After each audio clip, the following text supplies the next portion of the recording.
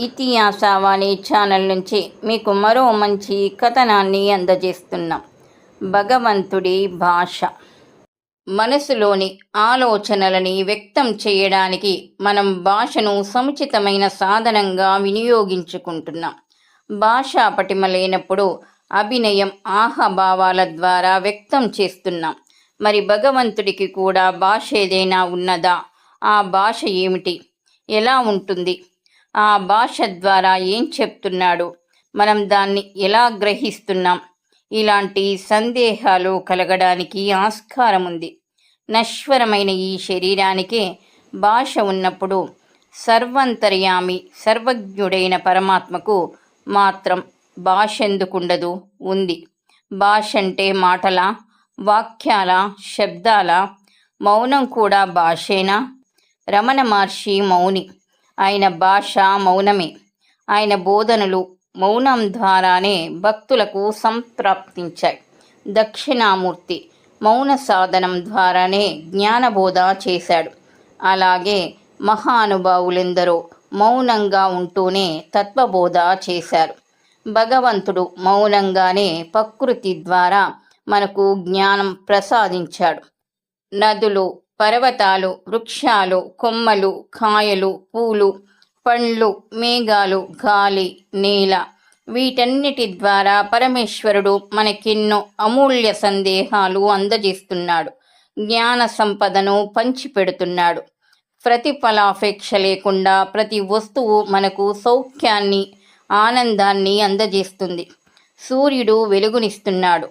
చంద్రుడు వెన్నెలనిస్తున్నాడు. పూలు పరిమళిస్తున్నాయి. నదులు నీటినిస్తున్నాయి. మబ్బులు వర్షిస్తున్నాయి. పక్షులు కిలకిల రావాలతో ప్రకృతిని పులకింపచేస్తున్నాయి. పొలాలు సస్యాలనిస్తున్నాయి. గోవులు క్షీరధారలిస్తున్నాయి. గాలి శ్వాస ద్వారా సకల ప్రాణికోటికి మనుగడనిస్తుంది. సృష్టి చక్ర నిర్వహణకు ఒక్కో వస్తువుకు ఒక్కో రకమైన సామర్థ్యం, శక్తి ఏర్పాటు చేశాడు భగవంతుడు. మౌనంగా జరిగిపోతున్న అవన్నీ భగవంతుడి భాషలే. వాటిలో వాక్యాలు, మాటలు ఉండవు. అన్నీ వేటికవే పరమాత్మ సంకేతాలు అందినట్టుగా తమ తమ విధులను క్రమం తప్పకుండా నిర్వర్తిస్తున్నాయి. అనంతకోటి నామధేయాలున్నట్టే ఆయనకు అనంతకోటి భాషలు ఉన్నాయి. ఎవరికి ఏ భాష ద్వారా కర్తవ్య బోధ చెయ్యాలో అలా చేస్తున్నాడు. అలాగే మనకు తన మౌన భాష ద్వారా అనేక విధాలైన బోధలు చేస్తున్నాడు. వాటిని గ్రహించటం, ఆచరించటం మన సుకృతం, వివేకం, ఆసక్తి మీద ఆధారపడ్డాయి. వేదాలు, శాస్త్ర పురాణాలు, ఉపనిషత్తులు, భగవద్గీతాది పవిత్ర గ్రంథాల ద్వారా మనకెన్నో ధార్మిక విషయాలు, నీతి సిద్ధాంతాలు నిర్దేశితమయ్యాయి. తపస్సంపన్నులు, మునులు, ఋషులు, బుద్ధులు, వేదజ్ఞులు, పౌరాణికులు, పండిత శ్రేణులు, ప్రవక్తలు మనకు పరమాత్మ భాష ద్వారానే రసానంద సిద్ధిని కలగజేస్తున్నారు. మన సుఖజీవన యాత్రకు ఉపయోగపడుతున్న విషయ పరిజ్ఞానమంతా పరోక్షంగా ఆయన భాషా వ్యవహారమే. ఒక్క మనిషి తప్ప ప్రకృతిలోని ప్రతి అణువు నిస్వార్థంగా సేవ చేస్తుంది. ఆ సేవలు, సుఖాలు పొందిన మానవుడు మాత్రం కృతజ్ఞతాహీనుడై ప్రవర్తిస్తున్నాడు. అందుకే ప్రకృతి నుంచి పరమాత్మ భాషను, భావాన్ని, సందేహాన్ని గ్రహించి తదనుగుణంగా నడుచుకోవలసి ఉంది. అనంతమైన భగవంతుడి భాషల్లో కొన్ని మనకు బాగా తెలిసినవే. అవే సత్యం, అహింస, ప్రేమ, పరోపకారం, భూతదయ, సచ్చీలం, క్రమశిక్షణ, సమయపాలన, నిస్వార్థ బుద్ధి, త్యాగశీలత, ధర్మం, దానం, నమ్రత, వాత్సల్యం, విధి నిర్వహణ ఇలాంటివి. ఇవన్నీ మనకు ఎంత బాగా తెలుసో అంత బాగా మనసుకు దూరంగా ఉంచుతాం. అందుకే భగవంతుడి భాష అవగతం కాదు. ఆ సద్గుణాలన్నిటినీ మహానుభావులెందరో ఎప్పుడో సుగ్రాహ్యం చేసుకున్నారు, ఆచరించి చూపారు.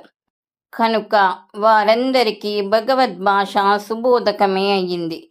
ప్రధానంగా గ్రహించవలసింది భక్తి ఒక్కటే మనల్ని ఎక్కువ దూరం తీసుకెళ్లలేదు.